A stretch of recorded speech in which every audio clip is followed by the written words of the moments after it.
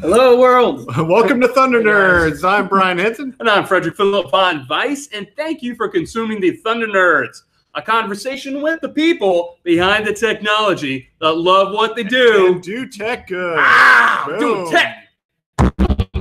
Slam at the table are at the UX+DEV Summit. Where is it? In Fort Lauderdale, Florida, USA. And this is the third year of the show. And we have the actual co-creators of the conference, or summit, rather. Let's go ahead and let them introduce themselves, sir, if you will. Yeah, so my name is Mike. I'm the co-founder. We've been doing it, as you said, for 3 years. And yeah, I've been working in this and love every event that we do. Looking forward to many more. Yeah, and my name is Ignacio Garcia, also co-founder, and you know, just working hard trying to put together this conference in UX and Dev for our community and in the world. So excited to have everyone here. Excellent. So why did you guys start the DevFest? Well, sure. Yeah. So I'll go first. Excuse me, UX. Yeah. Yeah. So what it came down to was we noticed about 3 years ago we went to the pub, having a good time, and we started noticing as we were always discussing. Starts that way. Yes, it's always over a few beers, right? Yeah. So I got a great idea, man. Yeah, exactly. We should do it. Let's do it. So yeah, and that's a good pre-edited version. So we're sitting there talking or whatever, and we started as we were discussing with each other. I'm a traditional developer. I come from that traditional developer background, and he's a traditional UXer. So we were having this really interesting conversation about how you would go about creating apps. And, it was great because we weren't constrained with like deadlines and timelines and, all the pressures of working and things like that. And it was like, man, when you take all of that away, you can really create a fun, like engaging kind of, conversation that's really awesome. And so we immediately started noticing the gap between me as a developer, like in my mindset, like these are certain things that I want to do, and this is how I have to do it. And then, with the experience side of it is like, well, okay, how does that affect me? How can I use that system? How can I use that app? How can I, what is it that's going to make me coming back? What are my people doing? What are they interested in? What are they like? So then we looked at each other and we were like, hey, do you want to do a conference? And he's like, yeah, let's do that. That sounds good. Just like you said. And then we should talk about it, and help educate, people on how they're making products, because it was very siloed. And from the UX side, it's like, why aren't you doing the requirements? Why aren't you following the specs and this and that? And then he's like, well, why didn't you make the specs the right way? He's like, why didn't you write your user stories and stuff like that? And then we realized that actually did like a mini hackathon between us, So and we built an app in like 2.5 or 3 days. Yeah, about 3 days. And it was just a pure like geek out fest to learn about not only this process of how you gather, but also about also learning at that time material design had just come out. So we really wanted to apply what our concept or theory was to this process. And then we realized, what? Like, we need each other. And you cannot fear working with developers, and developers should not fear working with designers. And that collaboration actually sped up the product and made the experience much richer. So both from a functional perspective, design perspective, it was so awesome. So that's what this event is about. So let me ask you again. This has been the third year. So where were you at year one, and where are you now at year two? Or excuse me, at year three. Yeah. No, that's okay.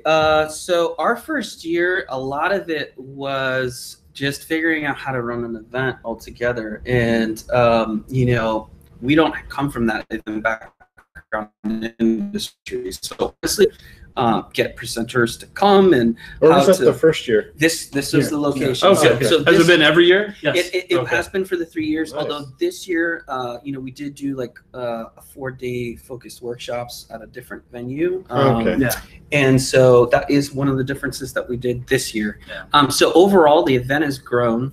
It's become a larger event. Our first year, we had think we had like around 120, 130, something like that. But over time, it's grown to 200. It's a long process, you know. It doesn't happen overnight. But you know, the thing that we really strive on is giving, as a small conference, you know, we can give a great experience to our attendees, you know, and they can come and almost get like a few people in the class, but they get a really focused curriculum, and they really get to know all the presenters, and they get to talk with the people that, you know, they want to engage with and stuff like that. Now, are you at the size that you guys want to be at, or do you want to grow larger? Because we, as the front end conf, the organizer of that was like 200.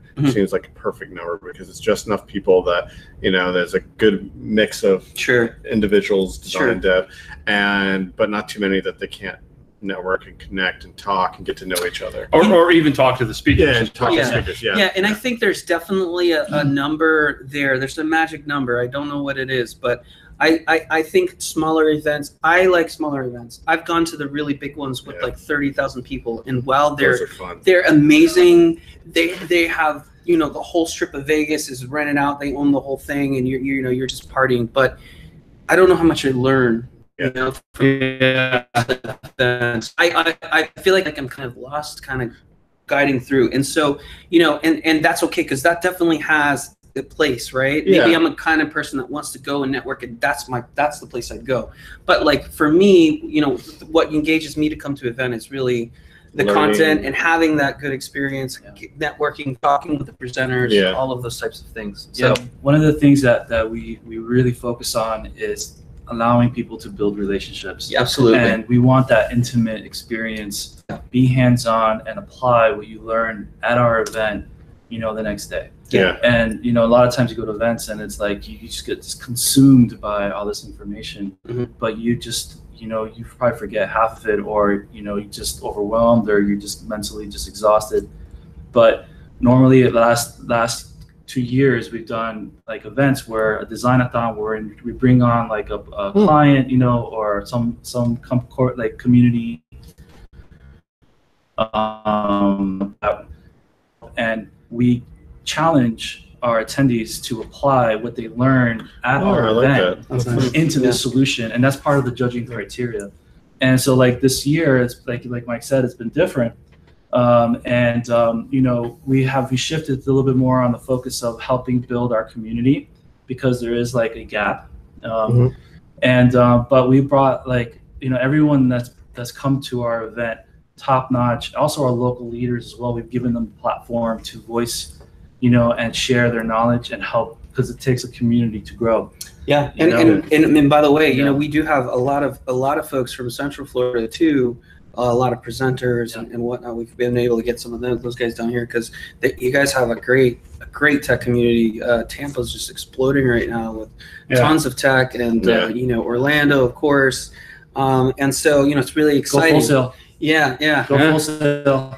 Yeah. So it's really, we're all, you know, co-located in a sense. You know, we can kind of get everybody together and just like collaborate and see what other guys are doing, and so it's a great, we're really focused on the organic side of it, you know, and making it like that experience where, you know, everybody comes in, and like you said, you know, with the products, they love, like the sponsors love when we pick apart their product and show them a lot of things that they may have never realized. Good point. There's a lot of things that, you know, they're like, oh, we didn't realize that. And then we even take it a step further and say, well, these are the different ways you could fix it. And we'll present, like, you know, various solutions to problems. But let me ask you, what is making this event different from any of the other events going on right now in this location? I like location. It, the best one. Location. That's why I said location. Anything, you just come down, you know, for location, right? And get away from the But no, I mean, there's lots of bars. What's the value? Just talking about the value of the actual community in this area, in South Florida specifically. I would say, like, one of the key differentiating factors of why our event is so different, and I would say maybe what makes us stand out is that we actually care about. We do care a lot. We really about care about each attendee. We actually get to know them. We know a lot of our attendees. Yeah, like, we make know sure their we names. reach out we know who they are, and we build that personal connection with them. In fact, that's great. One of hearing that. well, close. Yeah, but the plane didn't crash, so we don't get those. But I don't know if you saw the Southwest where the engine blew out. Oh yeah, they landed. And, anyways, they're bad joke. Well, we're still on for 7 o'clock, right? For the pub. Yeah, you guys want to do the pub? Oh, we're actually got some playing. Okay. Yeah. All right, no worries. Yeah, sorry. No, we'll connect again another time. Yeah. But yeah, no. But what I was going to say is, she's been coming here for 3 years, and last year she said, "I really like your shirts," and I'm like, "Okay, well, this year." We actually I saw her, and while we weren't giving out shirts, I looked at her and I said, "Hey," and I pulled out a shirt, and I was like, "That's for you," Nice. And she's like, "You remembered," and I'm like, "Of course," Yeah. we really do care about our speakers. We try to take care of our speakers. We really do. We try to take care of our attendees, and we really try to build a community, and I think that I don't see a lot, we're always trying to fix problems or issues or concerns that, quite frankly, when I go to other places, they don't get fixed. They just tell me to put up with it. So, that's true. Yeah, we do care. And also, I would say the creative side. We try to be very creative and different. Last year, our leadership, product management, and solution architect sounds a lot. And we'll go over, why we did that during our keynote. But essentially, we challenged this week our attendees to solve a community issue there were 2 challenges. We called it the Smash. And the challenge 1 was, how do you stop overfishing? How do you protect our oceans from overfishing through technology? But the challenge, and the second option is, how do you protect our reefs from invasive species such as the lionfish using technology? But the trick is, there's no computer and there's no coding.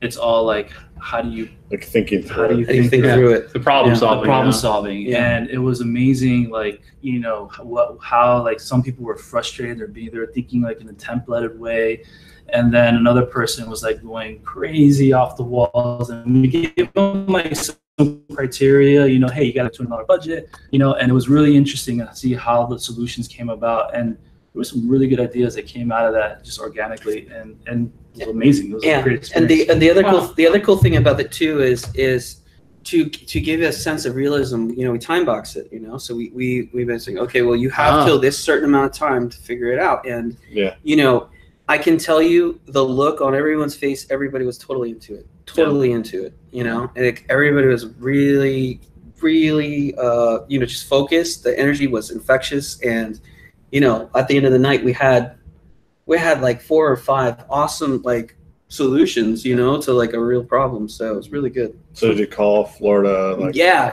we got to call. We're gonna call them next. Yeah. Hopefully they're watching. We've solved it for you. Hopefully they're watching. These are the you guys, they're coming your way. Yeah. So I know you guys both also have individual things that you spoke about or talked to workshops. Do you mind going over? Sure. I'll go. Okay. You go. I go. Yeah.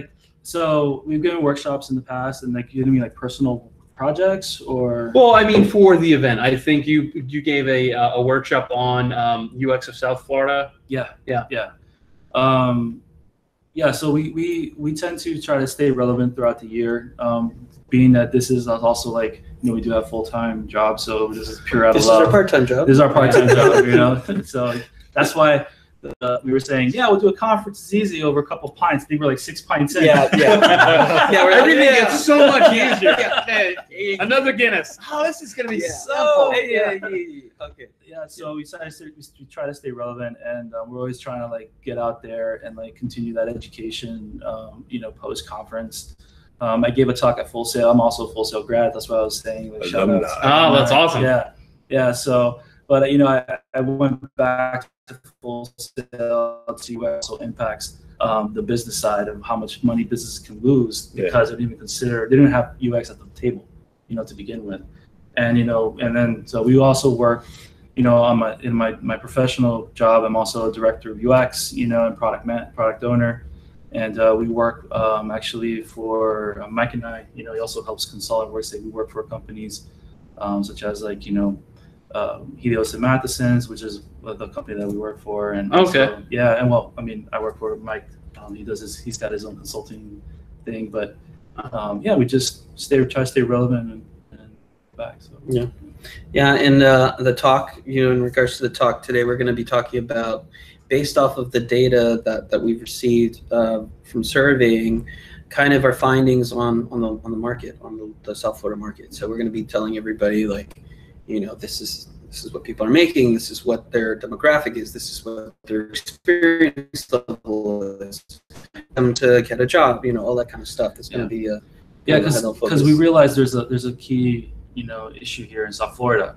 Like you have a lot of seniors, a lot of professionals, but there's a gap. There's a huge gap, and the data will speak for itself. Exactly. So the point of this is like how talk about that. So that's why like this year, like we don't really have like an official, hey, this is our keynote speaker. Yeah, it's more like a community. Interesting. Yeah. Okay. Yes. Exactly. So is some of the goal to try to alleviate that gap? It's really more or less to inform people, because I think there's a lot of information out there, but I also think a lot of that information is kind of generic, and I feel like local markets. Generic, okay. Yeah, I mean, that's just my feeling. I feel like you get like this national average with a lot of the stuff I read, and I don't feel. I mean, it's better to have it than nothing for sure. But I think that the local market is the same, and I'm sure there's certain industries. Obviously, in Florida, I can speak for Florida. We're hospitality. We're a vacation destination. I'm sure there's a lot of businesses that are built around that, right? And so that might not be the case for Texas, where there might be more energy focused things, and so and so like the economics of it, right? If there's a hurricane that hits Florida, that's going to affect our hospitality business. That's going to affect all those things, right? And then if there's an energy issue, then that would affect Texas, in general. So it's a localized kind of report that kind of shows, again, that we've surveyed, and we've been surveying people for a while now. Yeah. So we're definitely a growth town. We're growing, and there's a lot of pain points locally here that we're going to address and reveal. So yeah. What is Fort Lauderdale like as far as the tech scene? Are there any like co-working locations? Is there a tech scene? Like, yeah. So so the good thing is, I'll just speak for pretty much South Florida. It's a growing community, very much like some of the other ones. Like Tampa and Orlando. So you have there's a lot of startups that are coming in. A lot of startups. A lot of startups are popping up, and there's definitely a startup scene. So you can go to a co-working place, and I'm sure you could meet a ton of people, chasing their dreams and trying to come up with that next idea. Yeah. I mean, we got Matt here. They're down here. They're working on something. Yeah, and Jet Smarter, Chewy. Chewy down here. And then again, going back to hospitality, you have Carnival. You've got So like South Florida is encompassed like the South. Like we say, start with Miami-Dade County. It's kind of like with 1 hour drive, you can probably cross it. All 3 counties in a way, right? In east or west or north to south. So. You can live in Miami and work in Broward County or work in West Palm. it's a bit of a hike. It's a bit of a hike, but it's possible. It's possible. The average commute is about an hour and a half, which is it's probably like if you're in the city, it's like brutal. I mean, I live in St. Pete, work in Sarasota, which is about an hour. Exactly. So the travel industry is huge for South Florida, right? And then all the major cruise liners, are down in Miami-Dade County, Caribbean, Carnival, Norwegian, such as in timeshare exchange companies that are down here that are really big. Like that part of the industry is really, really big. I would say it's a big part of our industry. Then you have for Miami-Dade County a lot of startups. Like the startup culture is huge. And then you move on to Broward County, you got a little more established companies like Citrix, Magic Leap just they recently started out here a couple years ago. Chewy, which when they got that purchase valuation and whatnot, it was huge. That funding. And then West Palm, you have ADT, Office Depot. So you have like big companies, but there's still that education factor of what is UX and that. But most importantly, how do you properly apply it to make great experiences and make great products? Yeah, to me, UX has always been to me, I don't understand. It's like a no-brainer. Like this will make it easy to use for the users, which in turn will make them want to continue to use it and throw money at you. Well, that's a great comment. What do you guys think about that? Like, is it something to where we have to educate C-levels? Is it something to where we have to, make more of a stink to those decision makers? I don't think we want to pigeonhole it like that, but I will say the problem. You're the problem. No. Oh yeah. What is it? Like, well, I think it's about increasing awareness and educating people. Because depending on commercials on TV. Like, well, it depends on like movie. It depends on like how familiar you are with it. Maybe you don't have a background. Maybe you're in a background that has never really had the chance to understand it or been exposed to it. Sure. Maybe you haven't really dealt with it before. So I don't think it's necessarily. I think it's more about this is what it can do for you. Here is some real world applications of it, and this is the impact of it. I think, like, to add to that, I think that people. Well, most companies don't know what to do with UX. Like before it was like you're a UX designer, but now it's not like the sole responsibility of the designer. It's an organization as a whole, from the top down. I do believe CEOs understand the value of having great experiences. I mean, they logically have to. I believe it affects them. It affects their bottom line. And I just think it's like you have it's just been such a massive and accelerated force that like this wave of professional like senior leads are coming into these leadership positions, right? Where you have like the existing leadership that it just got slapped on their face, and like how do you handle that? How do you get this education with it? And it could be also a little bit of fear. I don't know. Or maybe not really understanding, like feeling pressure to understand something. That just like came out, like it didn't come out of nowhere, but it's like. It's become like a thing now. It's like this is the thing. So, I think it's like a multitude of things, but which is why, the theme of our event is about the leadership and product management, because it's about process. And like I would say, Mike, for me, one of the best design projects I've ever done was this year, and it doesn't include pixels. It doesn't include, wireframes.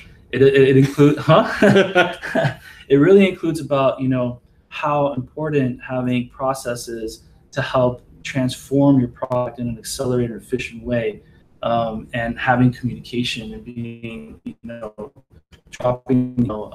human-centric, truly being human-centric and talking, like being respectful. Like it's amazing, like how much time you lose in an environment in your projects, and it impacts the quality of your product at the end of the day. Yes, it does. Yeah, just like you said, like I think it's so hard for people to get over that ego. And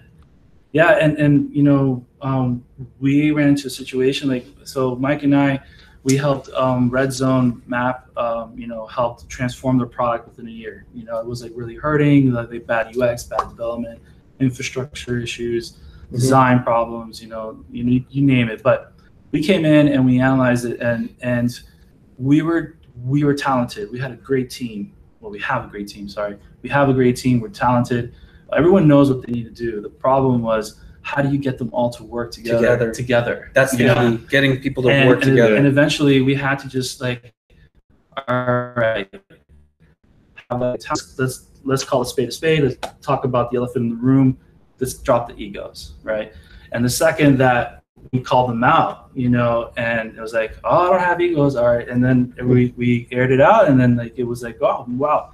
And to this day, like it's like we were just flying. Like we were like a well-oiled machine. That's so amazing, right? Just going, and it's just amazing. It's all about communication. It really is. A lot of it is about communication. Yeah, and then understanding how to handle things when situations come about, and the quality of it's been just tremendous. Yeah, I love that. Yeah. Well, hey guys, we're just getting out the end here. Is there any kind of final words or anything you would like people to know about you or the summit? Well, hopefully that has been a convincing enough statement to get you guys to come visit us. We'd love to have you. Yeah, call now, right now, 1-800. No. But yeah, you'll definitely come check us out. We hope to see and keep people excited. So it's not going away, and it'll just get bigger and better. Yeah. So is it the same time every year? So actually, next year we usually do it in February. Yeah. Oh, we tried a little later, but there's just so many conferences going on right now that I think we're going to go back to February. All right. Yeah. So February next year. February. Clear your calendar. Come here. yeah. That's you. Exactly. All right. All right, great. Well, thank you so much, guys. Really appreciate it. Thank you guys for Yeah. having us. Yeah. See you, everyone. See ya. Bye, guys.